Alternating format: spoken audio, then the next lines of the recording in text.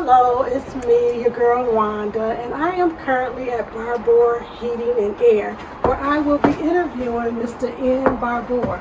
I am excited to be in here speaking to this young entrepreneur, so come on in and join us as we hear what he has to say about how he started his business.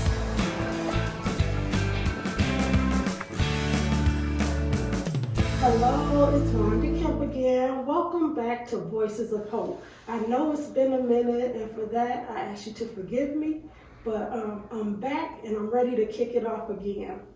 This time, I have decided to interview a gentleman by the name of Ian Barbour. I do not know actually when I met Ian. I know I've been knowing Ian a long time, and I was very impressed at the fact that this is a young man who has his own business. So with that, I don't want to take up too much time because I want to give Ian an opportunity to tell us what Barbour Heating and Air is all about.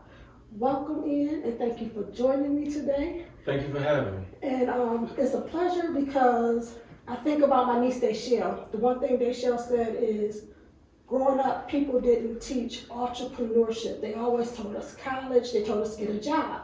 So to have a young man running your own business, and not just in the Albion community, because I hear about you in Jackson, I hear about you in Battle Creek, so I'm not sure how far out you go, but how about you tell us what Barbour Air and Heating and Air is about?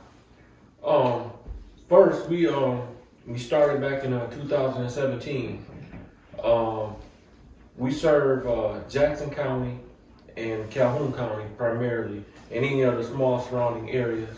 We install, service, maintain all your furnace and heating equipment and air conditioning, water heaters, boilers, etc. Pretty much if it takes natural gas, propane, fuel oil, electric, we service it. So I'm not trying to go, I know a lot of people don't like telling their age, but I just feel this is important. Would you say 30, 35? How old am I? Yeah. Oh, I'm 43. 43. Oh, you got that youthful look. I would have took you down some years. But with that being said, how did this come about? How did your business come about? It's kind of a lengthy story. And actually, this is my second run at it. I actually started a business back in 2006 called All-Star Heating and Air, or All-Star Heating and Cooling. And long story short, I knew how to do the work, but I didn't know how to do the business necessarily. So All-Star ended up going bankrupt. And I swore then that I'd never do it again. I'd never go in business again because it beat me up so bad. You know, I'm thinking I'm doing the right things. I'm trying to do everything. I got a family to feed, and I end up going bankrupt. And here's where it twists. For me, I lost a lot. I lost the house, the car, I lost everything. Mm-hmm. And how I made that right was I sacrificed myself. I signed up to be a contractor in Iraq during the war, so I could make up for the money that I lost. So I had to go over there, and I stayed over there about 2 years, almost 2 years. And then I came back here and started all over again. So would you say to someone because people find they're challenged. Mm-hmm. Like you said, it wasn't easy. Your first time, it was like a flop. Right. You could have easily just been like, I'm done with this. I don't want to do it again. It cost me too much. Mm-hmm. What drove you to go back and feel, no, I got this? I heard you was missing a piece. Well, sometimes in life, you don't have a choice. And not to go too religious on you, but when God got a plan for you, you can run from it, you can hide from it, but sooner or later He gonna get you. And I just know that right now that I'm walking in the steps I'm supposed to walk in. Cause like I said, all that stuff you just said, I said after that I was like, no, I'm just gonna get me a regular job and provide for my family. But it all happened again, you know. And two, here's my thing: if I messed it up the first time, there's no way I'm gonna mess it up the second time. A guy told me just recently. He said a smart contractor, he'll do it, make a mistake, and learn from it. He said a wise contractor will get a contractor who already done what you trying to do and learn from him and never make that mistake. You don't have to recreate the wheel. You just can roll with it. Roll with it. And it'll make it so much easier. You know, but and even, you know, that's hard for a lot of people because they really don't believe it until they're in it. You know, you can tell, like with kids, you can tell them not to do such and such so many times, and until they, like, for example, if you tell a child, don't touch this because it's hot, he gonna keep trying to touch it.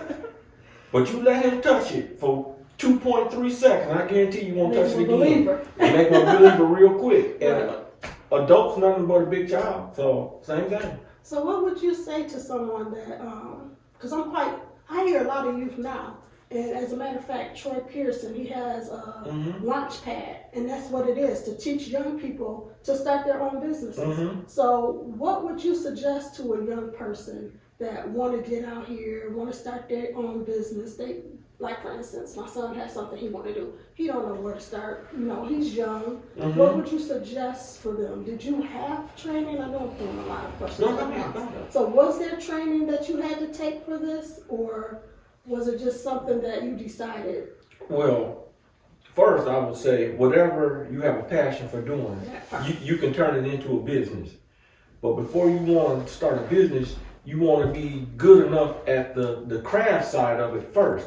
Because, and I was just telling one of my guys this the other day, you got to be good enough to the point where if somebody has a question, there's nobody I can go to and say, hey, be that person. You got to be that person. So you got to have enough. You got to, well, here's the next thing. Not to ramble on, but we live in a time now where everybody wants everything so quick. I call it the microwave syndrome, or, you know, we'll sit back and rush the microwave. Right. You know, and they're looking at it like but it's like a fine wine. It takes time for it to mature. Like me with heating and cooling, there's no way when I first started doing heating and cooling that I could go out there and start a business because I didn't know enough. You know, there's a million different kinds of furnaces out there. You know, and I can't tell you that I know everything now. I know a great deal, but if I would have tried to start a business then, it would have been a disaster because I didn't know enough. So first, you got to be willing to work under somebody and learn the ropes of what the ins and the outs of the business. Now, don't just be the worker bee. You want to know, and more so than knowing what to do, you need to know how the financial side of it. That's number one. You need to know what a profit and loss statement is, a balance sheet, and all this stuff. Because if you don't know that, you starting on the wrong side, and B, you're gonna go out of business real quick because you need to know how much to charge. And that's another thing I want people to understand is these small businesses don't get to say, you know, I want to charge X amount. If a smart one, I just want to charge X amount of dollars. That's the business decides that on how much your overhead is. You got to think of it like this. Everybody who works for me, I'm responsible to feed their family. Oh, wow. You know, so if I don't do my job, they don't eat. So I take my job real serious.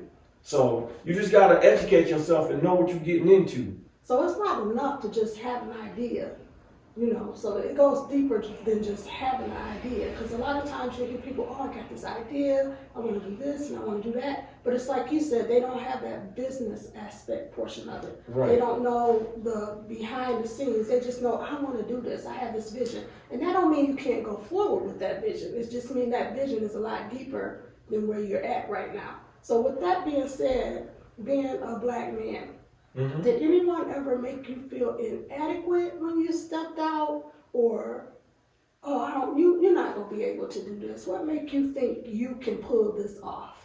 Of course, there was naysayers, but you know, and let me back up.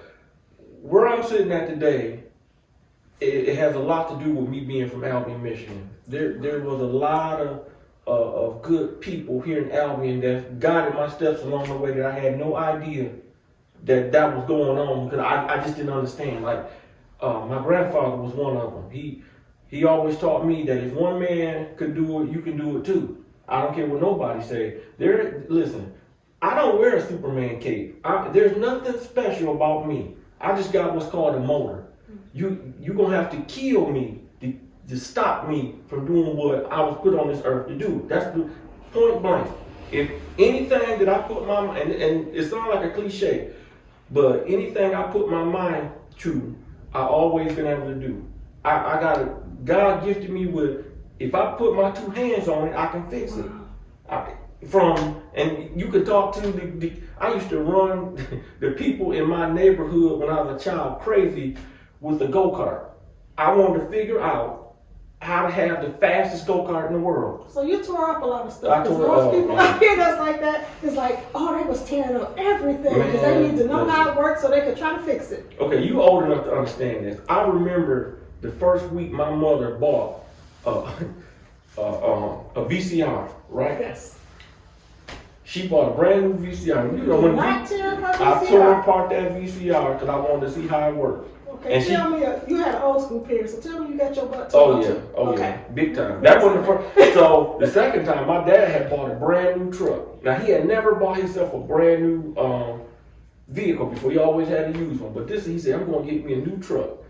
And I heard him talking about that he wanted to put like a new, because back then it only came with a FM radio.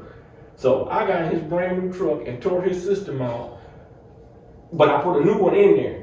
But did it work? Oh, it worked. But the problem was he caught me in the middle of it. Not that you tore it up, but you got caught. Well, I got caught in the middle of doing it. It was trying to be a surprise, and man, he had a fit. But once I got done, he bragged about his son. You see what I'm saying? See, so that's a lesson to some of us because we be on our children so much about stuff that they're doing. Like you said, that was destructive. Anybody else would be like that destructive child. That child just be tearing up stuff. Right. But sometimes I guess we do, and that's a lesson for me even as I'm sitting and listening to you. Sometimes we got to let our children be children because we just never know if it's their gift, if it's going to turn around and be their blessing, their business. Right. And like I said, my dad really struck. I remember one time back in the day, my dad, he got that same, I don't know if y'all know who Philip Warnsley is. Yes. A couple years ago, yeah. Philip came to me, he said, Ian, your daddy is the most persistent guy ever. If he started working on something, he gonna do whatever to get it done. That's how he is. So I remember as a child, one time he couldn't get to a boat. So he come to the house to get me because my hands were small enough. So I reached down there and got the boat loose. And ever since then, every time my dad worked on something, I was with him. And that's where my mechanical ability came from. So I always been good with my hands and stuff like and fixing stuff. And my dad was the one who told me that I needed to go to a trade. I needed to go to the Voyage Center, and I'm a product of the Voyage Center in Battle Creek. So you did not do college to start this business. You did a training. No. I went to the United States Air Force. So in Iraq. No. Back up. Okay, when I graduated from high school, and this show you how I come full circle. It's April. We graduated in May. I have no idea of what I'm going to do after high school. Now, I had a brother that went to the Air Force. He had talked to me about it. So one of my teachers, Mike Jurasek, he's still teaching over there at Concord. Matter of fact, I just fixed something for him about a couple months ago. I was telling him this. I know he was fine. Right, and so a recruiter, he allowed an Air Force recruiter to come to the class and talk to us. And a couple of my buddies had already signed to go, and I'm still on the fence. But that day, after the recruiter talked to us that day, I went home, and my brother happened to call. I talked to him, and so I made the decision I'm going to the Air Force. Now my mom went too. She was like, "Look, I got one son in the military. I don't know if I want two." She tried to talk me into going to like ITT Institute, because I was good with electronics. And I was like, no, Mom. I said, listen, y'all done your job. When I get 18 and it's time for me to go, it's time for me to do what I'm supposed to do. I don't want to go and create no big bill for somebody in college. I want to do this on my own. I said, the only way I can do it, I see fit I can do that, if I go to the military, they're going to train me. They're going to pay me. And I said, and Mom, it's the Air Force. If we go to war, we not the one fighting, right? So I go and I take the test to get into the Air Force, and I tested off the charts in mechanics. So I'm like, hey, I want to be a jet mechanic. That's one of my things. So I go to basic training, and when you get to the last week, they give you your job assignment in writing. And my job assignment said heating, and it said HVAC/R. What in the world is this? I had no idea. I'm like, man, I don't know. So I got, what I signed up this for. ain't what I signed up for. I mean, and I got so upset that I went to our squadron commander because somebody finna change this. And he said, and I said, hey, the recruiter told me, sir, that whatever job in mechanics that I wanted, I chose this. Ain't it. He said, this not it. He said, well, what the recruiter didn't tell you is that Air Force needs come first. And now we need a heat and air conditioning mechanic more than we need a jet mechanic. And boy, I was on fire. So you didn't have a choice. I didn't have no choice. They get you in there, and you might go with one intention, but they make that final decision. They make the final decision. Where you at. But that right there was one of the best decisions that was ever made. And I'll tell you something about my dad. Right now today, my dad could be sitting and the phone could be ringing. He's not answering the phone because he said, well, I'm answering the phone. It ain't for me. You ain't calling for me. That particular day, I was so upset. I called home. Now, I don't know where my mom was at, but he answered that phone on the first ring, right? And I was going off so bad about this job that he was like, wait a minute. What? He said, what's the job? And I told him. He said, wait, stop. He said, that's what you want right there. That's what you want. He said, man, I've been in this factory trying to get a skilled trade for years. And he said, they giving it to you and you don't want to take it? He said, man, you want to take that job?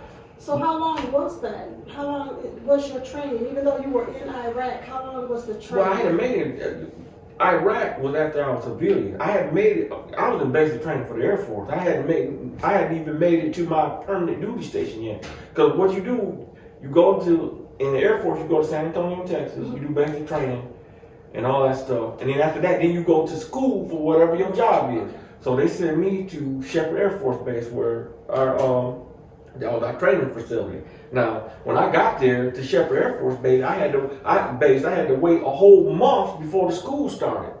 And this was during Christmas time. I'm 18 years old, my first year away from home. So in those 4 months, my job was cutting grass and picking up rocks and all that, just waiting for the school to get. So I'm getting more and more discouraged. I said, man, you might have got me in the Air Force and lied to me or whatever. So, but then I got into school. And once I got into school and it started going, then I had and he was a black instructor. His name was Mr. Spade. I was playing around in class, and I didn't know it at the time, but the class that I was in, this is where everybody failed at.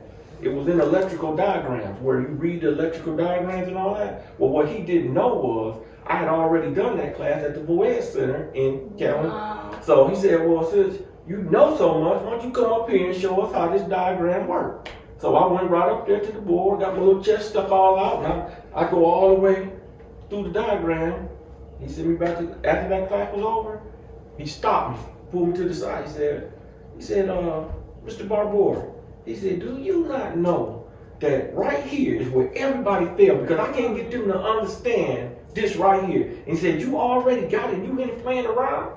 He said, you don't know what you hold in your hand. He said, I'm going to show you something. He said, I'm a retired Air Force. He said, I'm doing this, I'm teaching y'all for pretty much fun. He said, I got my business going right now. And he said, I'm going to give you something to think about. This man went in his wallet and showed me his pay stub. And I'm like, at that time, when I seen the number, I can't remember what the number is, but I remember I said, now, is this for a week or a month? And he said, this for a week? What you talking about? I said, I want to know everything. I want to know everything. So, after we graduated, and the school for the Air Force at that time was, I want to think it was like 18 weeks or something, which in Air Force terms, that was one of the longest schools you could go to.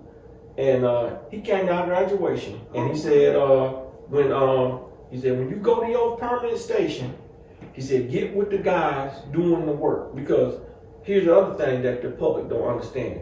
Just because you hold the title as an HVAC mechanic or you work on furnaces or whatever, does not mean that you know, people think because you wear that title that everybody's the guy that can fix the furnace. No, there's different people.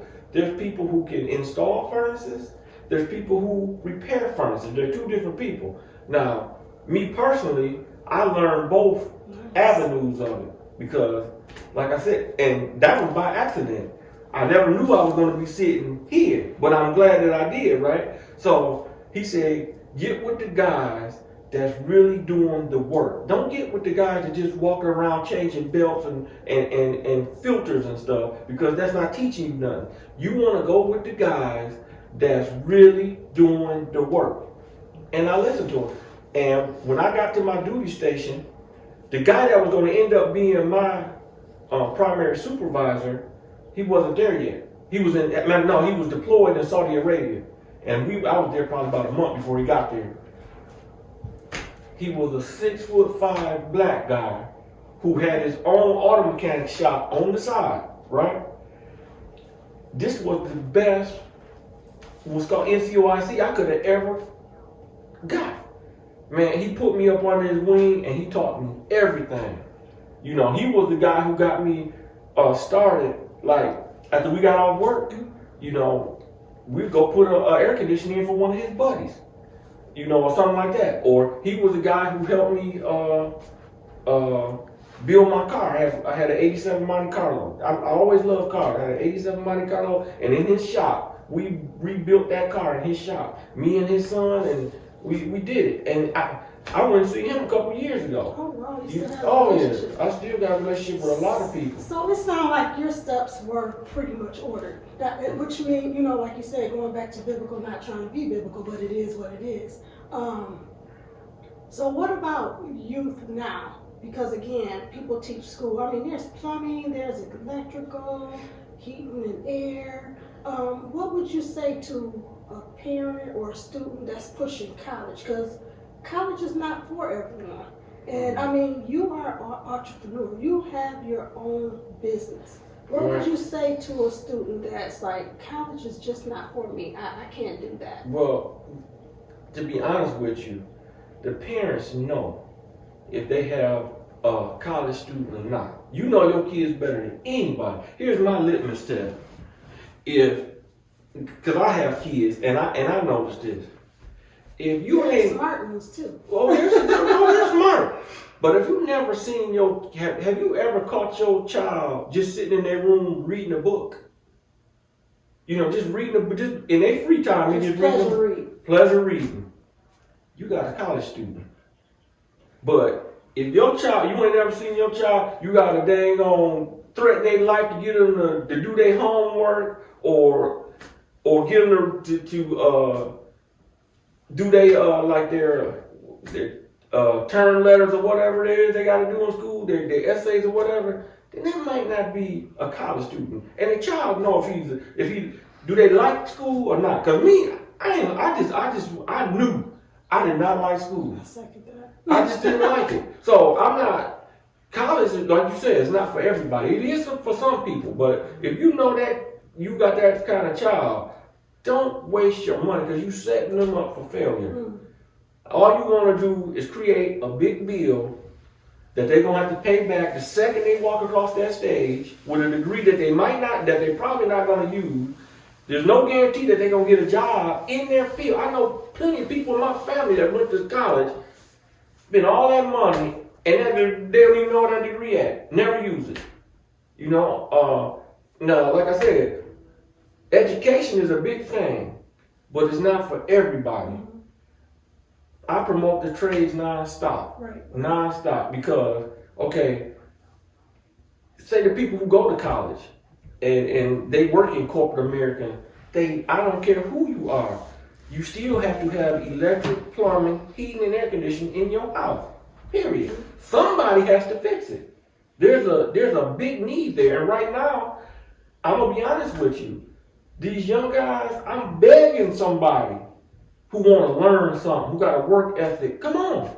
That was going to be my next question to you because we have so many youth in the community now, and granted, some of them don't want to. They're doing what they want to do. They're about that street life right now. Right. But there's not a lot of opportunity because even listening to you, I think back to last month, February, Leslie Williams, she did Wildcat Wisdom. Mm-hmm. And it was talking about products of people that were successful from the 49224. And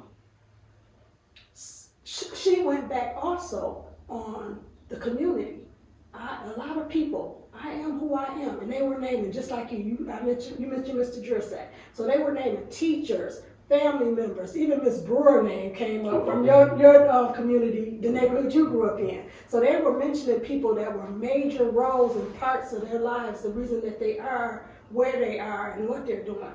The thing now is I see so much of parents being in the midst of a lot of the problems that's in our community where we live here in Albion. I'm not saying it's like that everywhere, but that's a big issue here in Albion. So like, how would you, is there a way, or have you ever considered a way to try to reach the youth? I know you said you would say, yeah, do this, but have you ever thought about possibly putting something together where if it was some youth that wanted to learn how to, the basics or? Yeah, to be honest with you, where I'm sitting at today, well, okay, that's a future plan.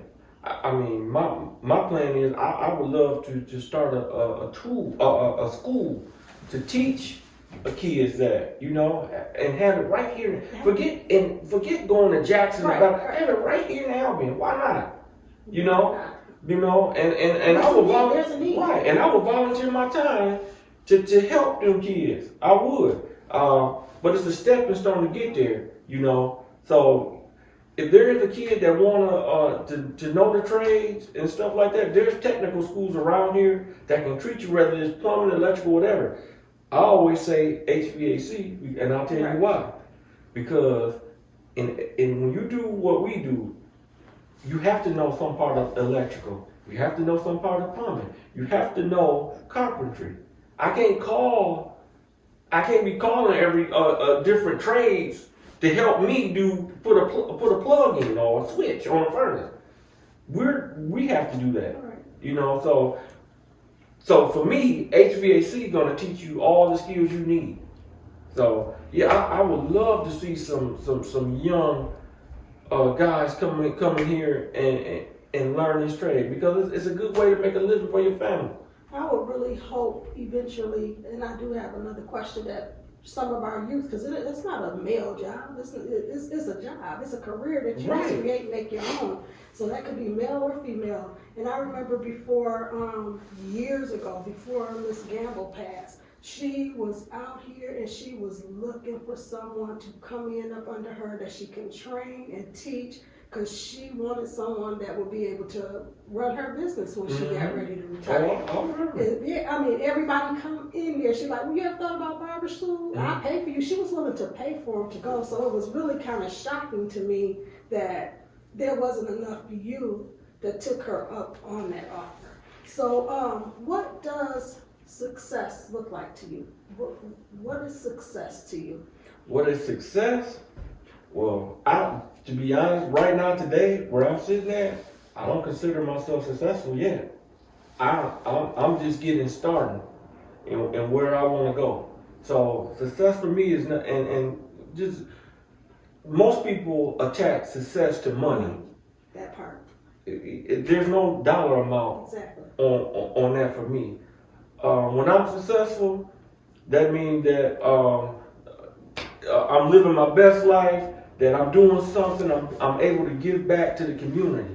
That's what I want to be able to do. I don't want to always, like right now today, I work a lot of hours, you know. That's what I was about to say, not trying to interrupt. It would probably be for you just to be able to go home, because when I came in, and I really appreciate you, when I asked you to do this interview, you didn't give a second thought. You was like, yeah.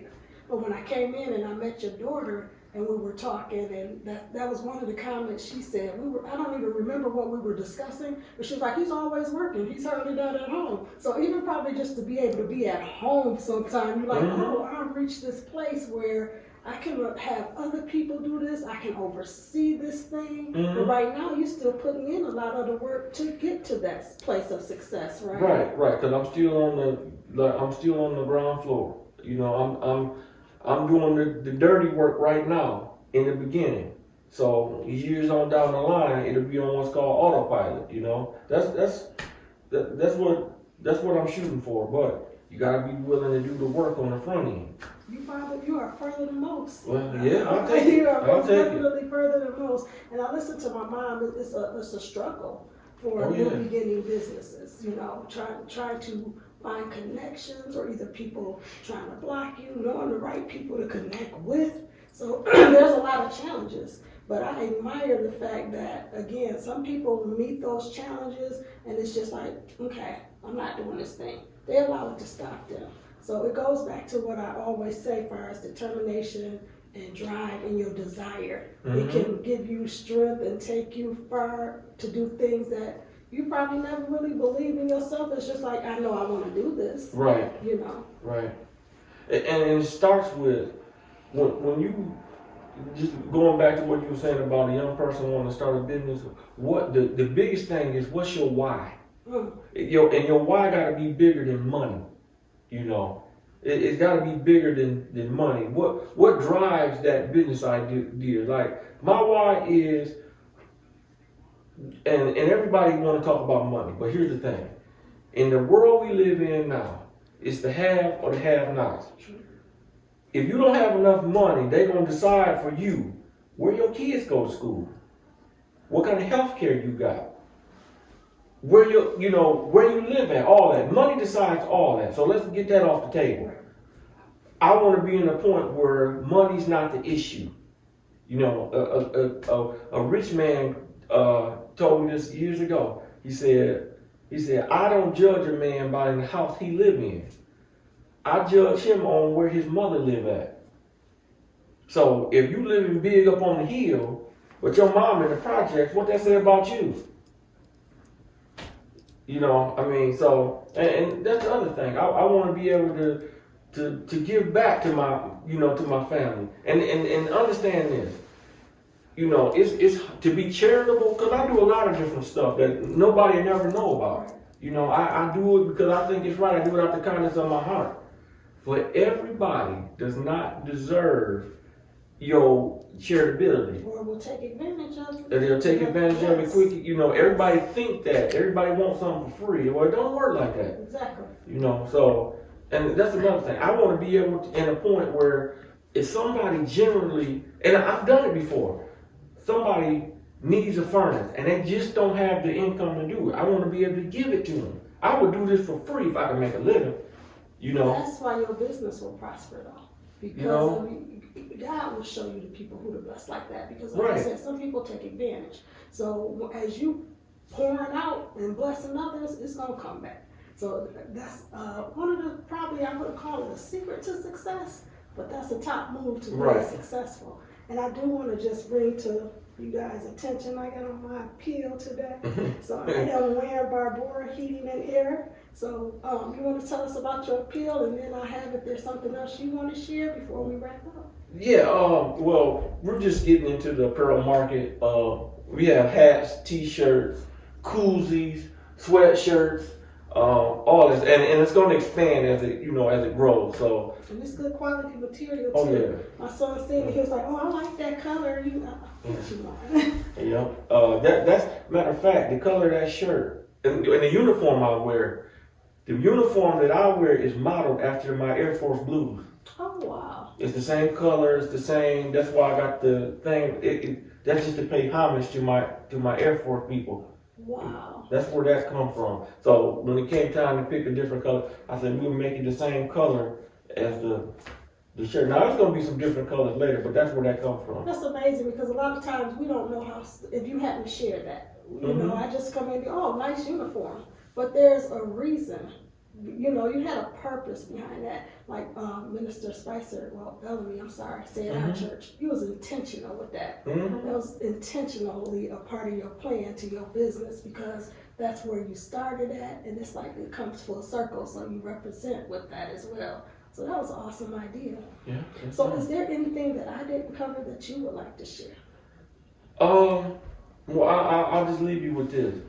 And it's to the young people who have aspiration on starting a business or whatever you want to do in life. The best advice I ever been given was, the road to success leads directly through the dump. Here's the catch. Don't park at the dump. Keep moving and you will get to the other side. It's gonna be some bad days, it's gonna be some sad days. But if you keep moving, it's gonna be okay. It's like a thunderstorm in your life. It may be bad right then, but sooner or later the sun gonna shine again. You just gotta keep going. That's it. Don't quit. That was amazing to me. It's okay to cruise through the dump. You might have to cruise through the dump, but you don't want to reside in the dump. You want to keep it moving. I am so thankful for you taking your time out, because it is evening where you could have been spending time with your family. So I appreciate you taking time to welcome me into your office, because we are in your building and it's lovely in here. So I thank you for inviting me. I thank you for taking time to tune in to Voices of Hope. And I'm quite sure you will enjoy this piece of advice, this nugget that we received from Ian. And if you have a voice a story you would like to share, if you would like to be a voice of hope, please feel free to reach out to me, because I would love to share your story. And I can be reached at Wanda Kemp, Worthy, WMK at live.com. That's Worthy, WMK at live.com. Again, thank you, and remember, your determination, desire, and drive can take you anywhere. I'm sitting there proving that. Thank you for joining us.